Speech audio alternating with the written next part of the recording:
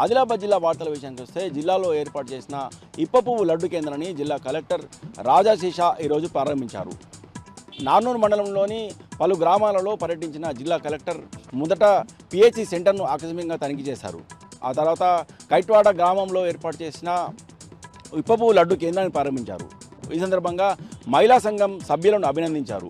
ఇప్పపువ్వు లడ్డులకు మార్కెట్లో మంచి డిమాండ్ ఉందని ఇప్పటికే ఐటీడీ ఆధ్వర్యంలో జిల్లాలో ఇప్పపువ్వు లడ్డు తయారీ కేంద్రాలు ఏర్పాటు చేయడం జరిగిందని, మహిళలు ఈ ఇప్పపువ్వు లడ్డులను నాణ్యతను తయారు చేసి మార్కెట్లో విక్రయించాలని, అలాగే ఇప్పపువ్వు లడ్డు కేంద్రాలను మరిన్ని పెంచేందుకు చర్యలు తీసుకుంటాం ఈ సందర్భంగా జిల్లా కలెక్టర్ పేర్కొన్నారు.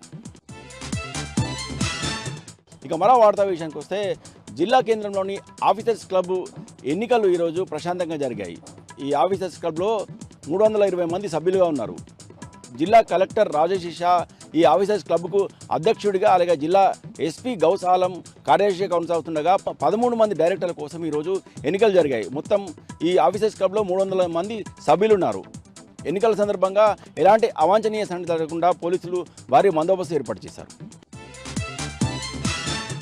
ఇక నిర్మల్ జిల్లా వార్తల విషయానికి వస్తే టమాటా ధరలు పూర్తిగా పాతాళానికి పడిపోవడంతో ఈరోజు బైన్సా మార్కెట్ యార్డులో టమాటాలను పూర్తిగా నేలపాలు చేశారు. నేలపై పాడబోసి తమ ఆందోళన వ్యక్తం చేశారు. కిలో టమాటా కనీసము ₹2 కూడా పడడం లేదని, తమకు ఏమాత్రం గిట్టుబాటు కావడం లేదని టమాటా రైతులు ఆందోళన వ్యక్తం చేశారు. తమకు కనీసం పంట పెట్టుబడి పక్కన పెట్టేస్తే కనీసము కూలీల ఖర్చు కానీ అటు ట్రాన్స్పోర్ట్ ఛార్జ్ సైతం తమకు గిట్టుబాటు కావడం లేదని, అందుకని తాము ఈ టమాటాలను నేలపై పారబోసి ఆందోళన వ్యక్తం చేస్తున్నట్టు టమాటా రైతులు ఆవేదన వ్యక్తం చేశారు. 25 కిలోల క్యారెట్ బాక్స్ ధర ₹50 పలుకుతుందని, అంటే కేవలము ₹2 మాత్రమే తమకు టమాటా ధర పలుకుతుందని, దీంతో తాము ఏమీ చేయలేని పరిస్థితుల్లో టమాటాలను రోడ్డుపై పడేశామని, ప్రభుత్వం టమాటా ధర పెంచేందుకు చర్యలు చేపట్టాలని ఈ సందర్భంగా రైతులు డిమాండ్ చేశారు.